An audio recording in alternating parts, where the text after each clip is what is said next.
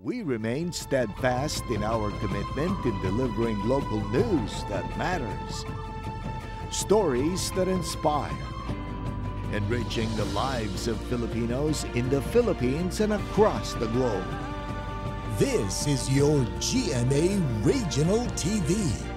Buong puso para sa Pilipino. Kini ang At Home with GMA Regional TV.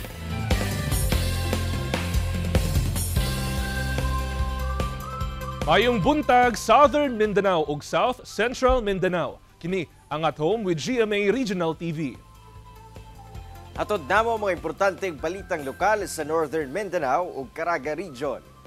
Kini ang pinakahalapad nga pagbalita gikan sa Western Mindanao. Ania na mga unang balita.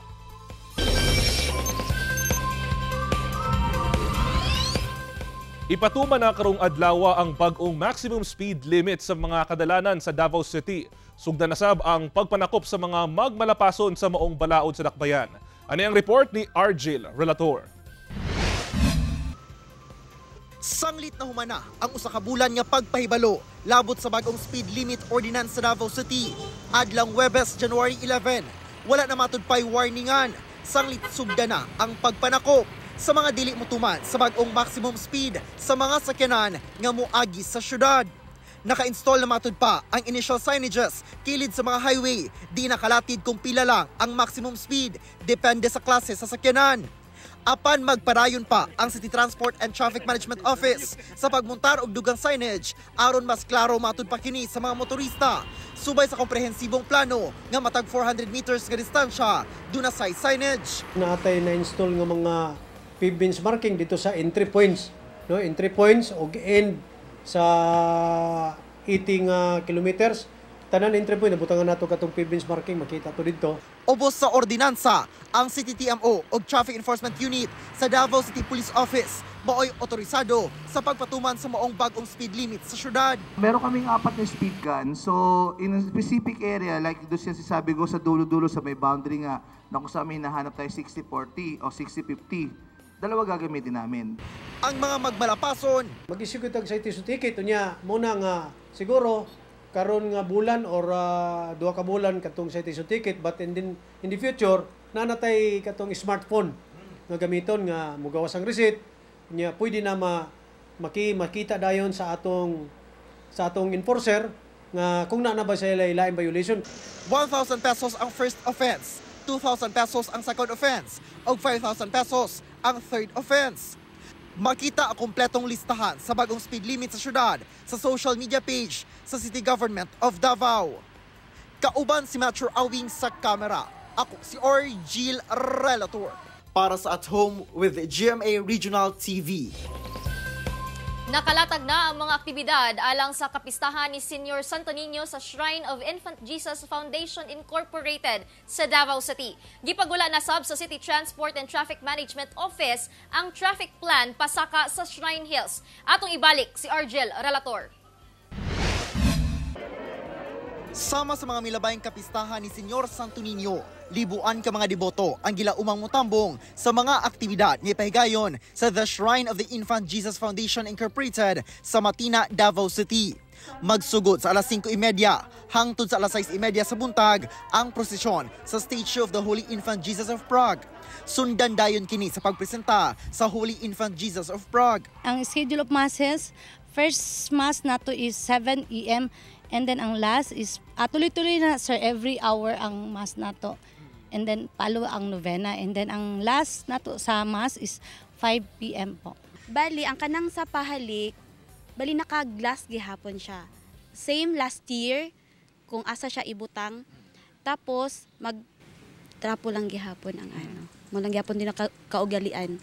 Alas 4:30 sa kadlawon mag-abli ang gate ug magsirado kini pagka alas 8:30 sa gabi.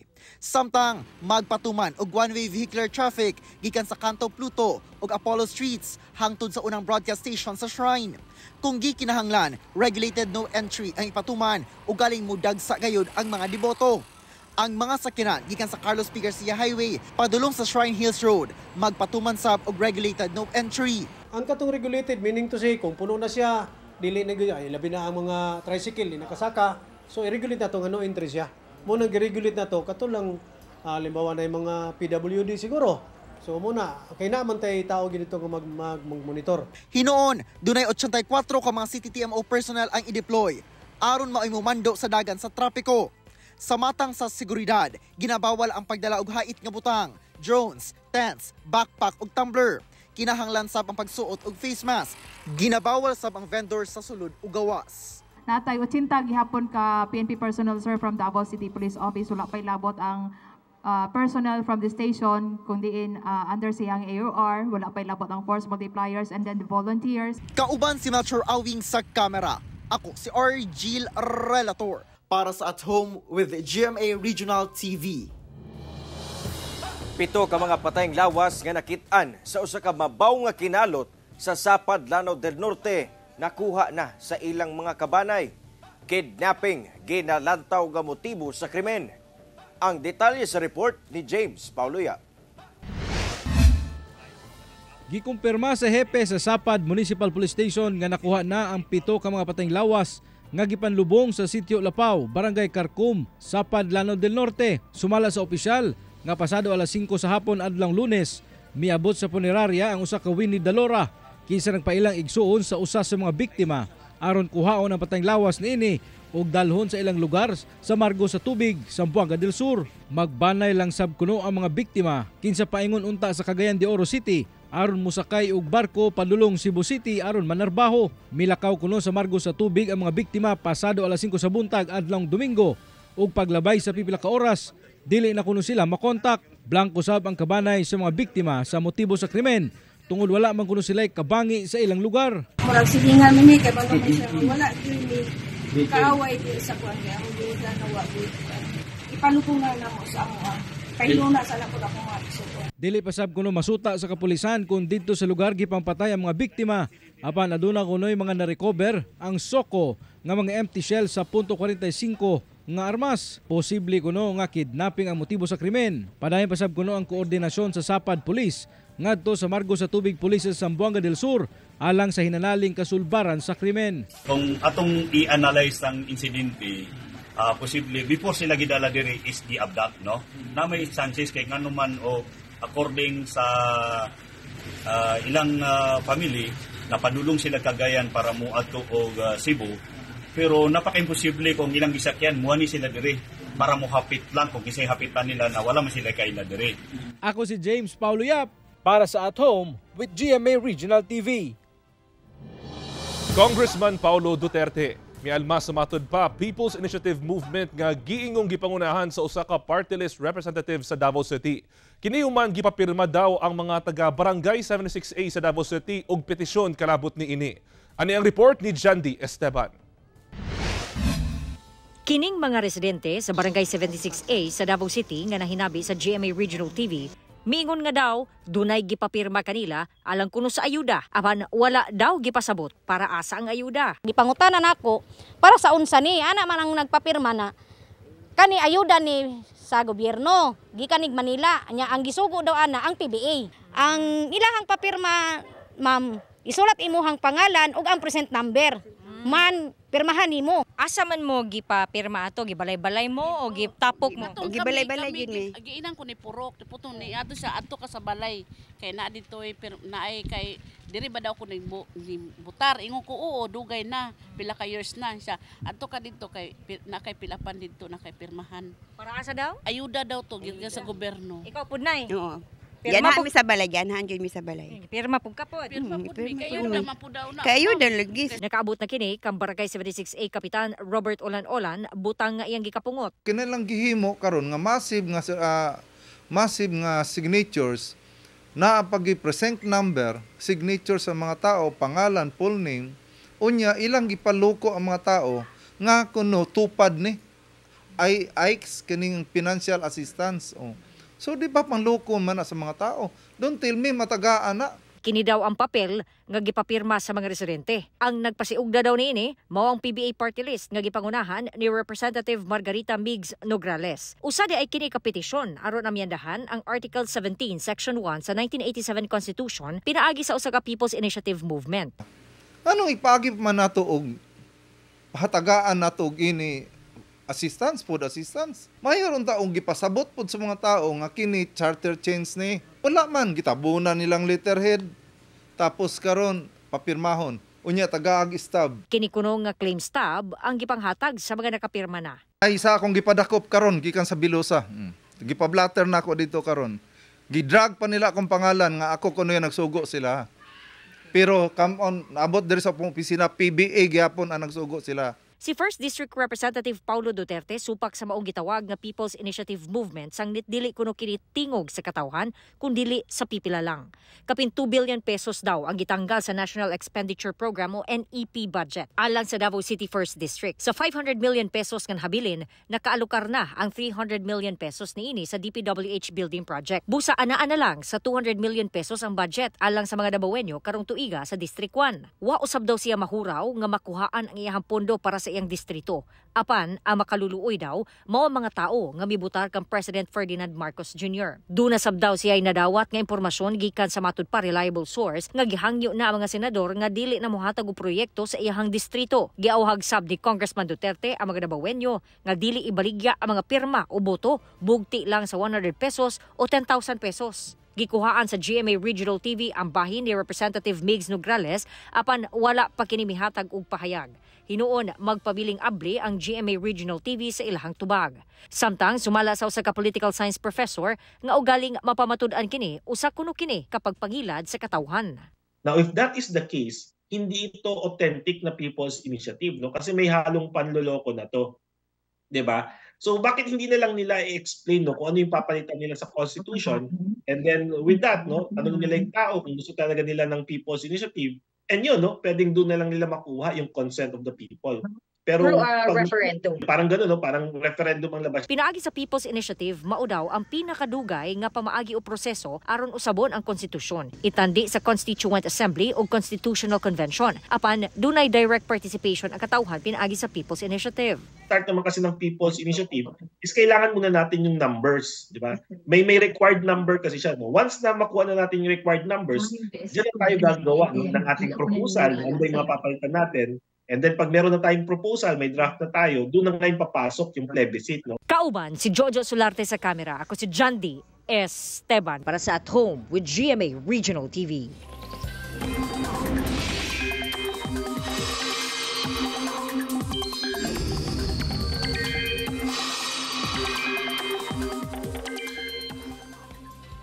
Mga kapuso, subli natong masinati ang maayong dagan sa panahon karong adlaw sa halos tibuok Mindanao. Apan bisa na diini, posible gyapon ang light to moderate rain sa pipila ka lugar unyang hapon. Base kini sa rainfall forecast sa Metro Weather.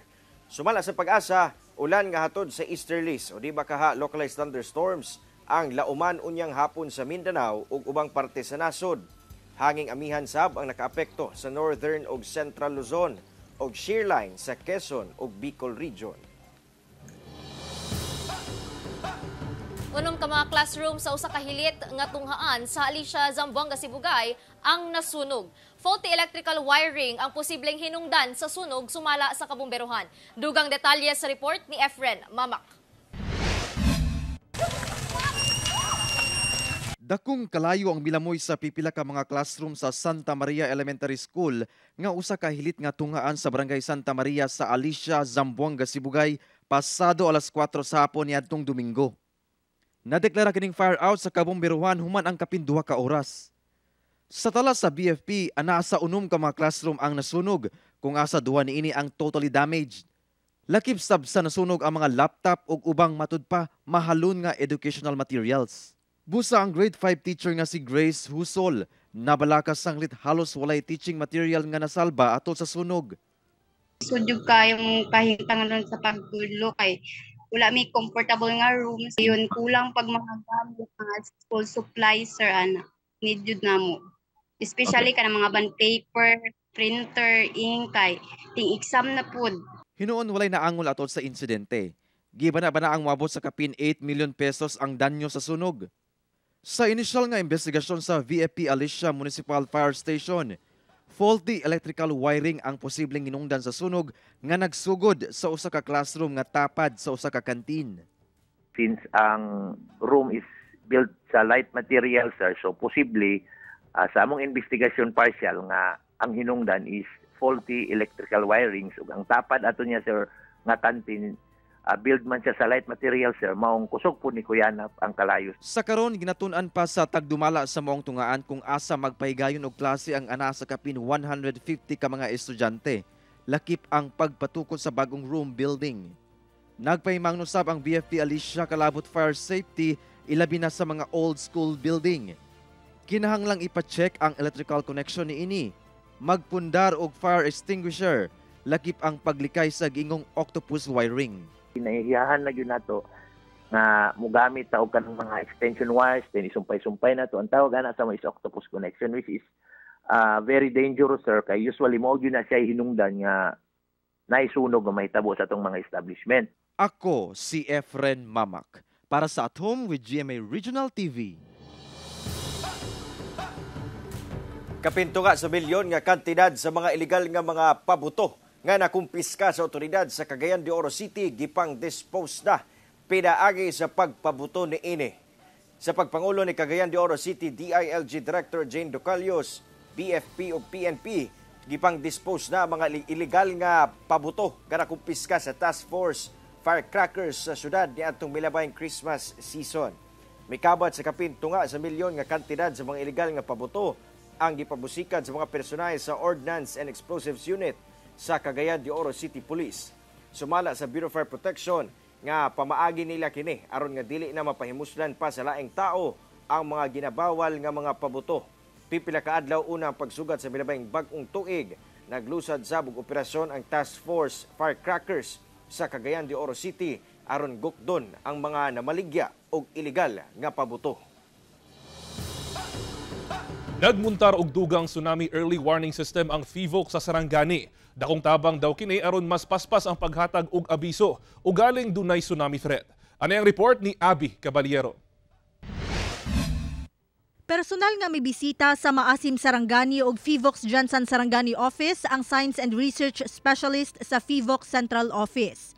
Kini aron sutaon pag-ayo ang bag-uhay lang nilang gimuntar nga tsunami early warning system sa lungsod nga sa karon operational na. Yung system ay solar power so hindi kailangan ng direct input ng power. At the same time yung way ng sending ng system na to is via text. Duna na matod pay usa ka tsunami early warning system sa Glan Sarangani. Usa sa Jansan ug ikatulo kining temporary system sa Maasim.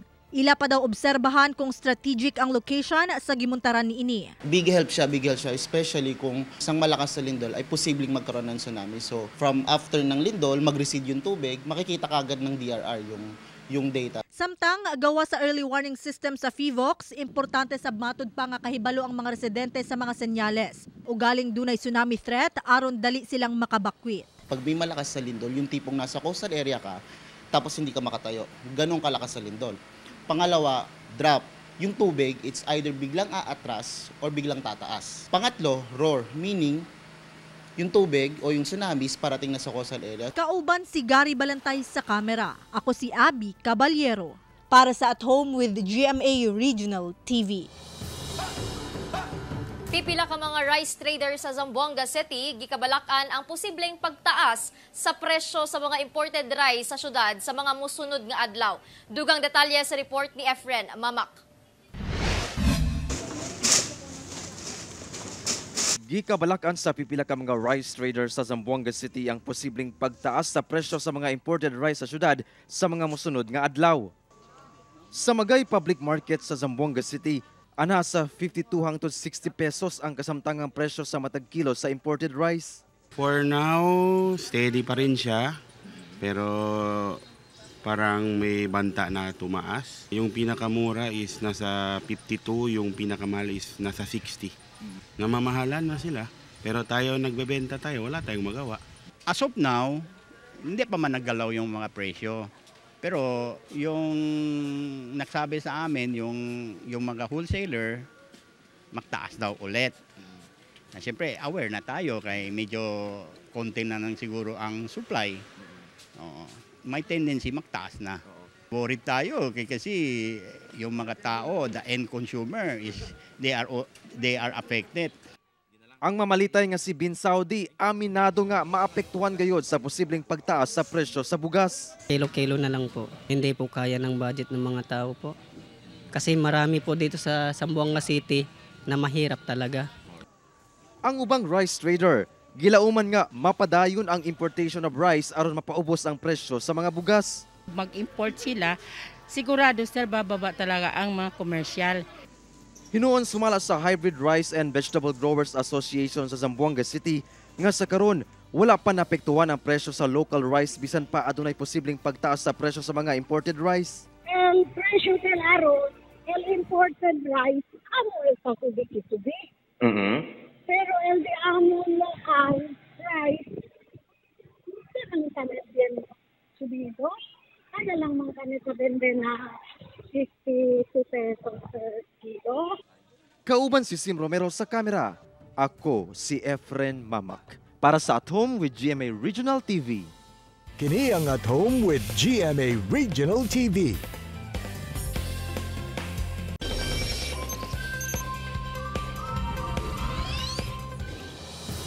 Live television broadcast sa Ecuador ang naundang.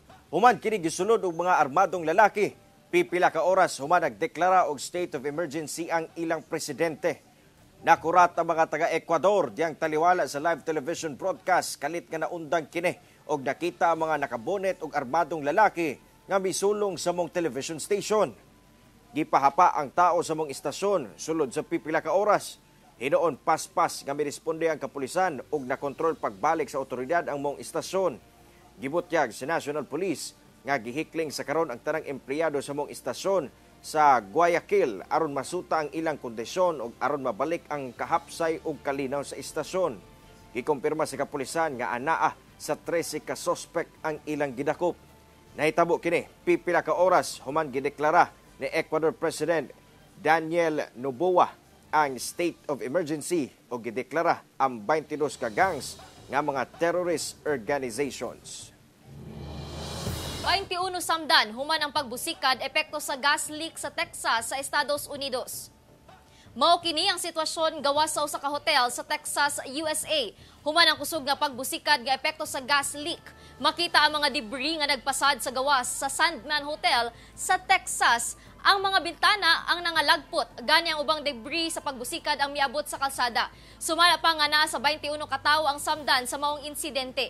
Gibutyag sa City Fire Department nga gas leak ang tinubdan sa maong pagbusikad. Hinon wala kuno kinabuhing nakalas sa maong pagbusikad. Magpadayon pa ang investigasyon sa otoridad sa maong kaso. Usa ka angkas sa motorsiklo ang patay human nabangga ang sasakyan ni ining nga motor sa usa ka bus sa Mawab, Davao de Oro. Insidente nahulikam. Ani ang report. Sa CCTV footage, makita kining usa ka bus nga mihunong sa kalsada aron muliko pawala sa T-junction sa Purok 1A National Highway, Barangay Poblasyon, Mawab, Davao de Oro. Apan paliko na unta ang maong bus. Dihang misulpot kining usa ka motorsiklo ug nagbangga sa maong bus. Gani, napasok pa sa ilalom sa bus ang usa sa duha ka angkas ni ini.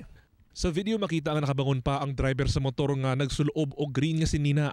Samtang nagbuyod na sa kalsada ang duha ka angkas ni ini. Gani ang usa, dawala na naglihok. Taod-taod, miabot na ang rescue team o gipangdala sa ospital ang duha ka angkas. Samtang swerte nga naluwas ang driver sa motor nga giilang si Jury Diaz, 27 anyos, taga Nabunturan, Davao de Oro, ug ang backrider ni ini nga si Neil Taran, 24 anyos, taga Panabo City. Apan nakabsa na sa kinabuhi ang angkas nga napasok sa ilalom sa bus nga nasayrang manghod sa driver nga giilang si Jemert Diaz, 23 anyos. Sa investigasyon, gikan matod pa sa usa ka family reunion sa Panabo City ang tulo ka mga sakay sa motor. Samtang padulong sa Davao City ang bus nga gimaneho ni Vincent Turqueza, 43 anyos, taga Kapalong, Davao del Norte. Paspas matod pa ang dagan sa motor ug danlugsab ang dala ni adtong tungura dihang nahitabo ang aksidente. Lanula lagi itong panahon na sir, lanula. Danlug yung dalan sir niya. Tama-tama po yung dagan sir. Kaya timing po, pag-link na sa back dito sa terminal sir. Wala niyo sir, talikay sir, na-swerve sir ba? Dili na matod pa mo pasangat og kaso ang pamilya sa namatay, batok sa bus driver. May pasalig na sab og hinabang ang bus company sa pagpalubong sa namatay nga backrider. Samtang duna say pahimangno ang kapulisan sa mga motorista. Nagauna no tuan paniid sila sa pagkay tumo man magkakuan sir ang consider na to nga pang regular accident sir ka kuan sir. Doon sa LTO, clerk school, sir, puno lang na concert, mechanical electric, even air, road, weather condition lang yun, sir. Ako si Kent Abrigana para sa At Home with GMA Regional TV. Giawhag sa Zamboanga City LGU ang mga tricycle operator sa syudad nga i-renew na ang ilang prangkisa, una ang deadline karong January 20. Dugang detalya sa report ni Efren Mamak. Gisugdan na sa Tricycle Adjudication Board sa Zamboanga City ang pagdawat og application alang sa franchise renewal sa mga tricycle operator sa syudad nga gipahigayon sa Centro Latino sa Paseo del Mar, Zamboanga City. Lauman nga ana sa kapin 5,000 ka mga tricycle operator ang nakatagdang mag-renew sa ilang prangkisa karong tuiga. Ang tricycle operator nga si Pilar Salvador sayo milinya aron iproseso ang iyang franchise renewal.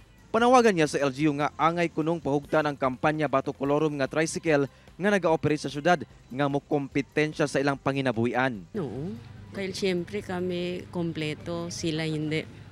Sumala sa LGU, hugot ang ilang ginahimong kampanya kalabot ni ini.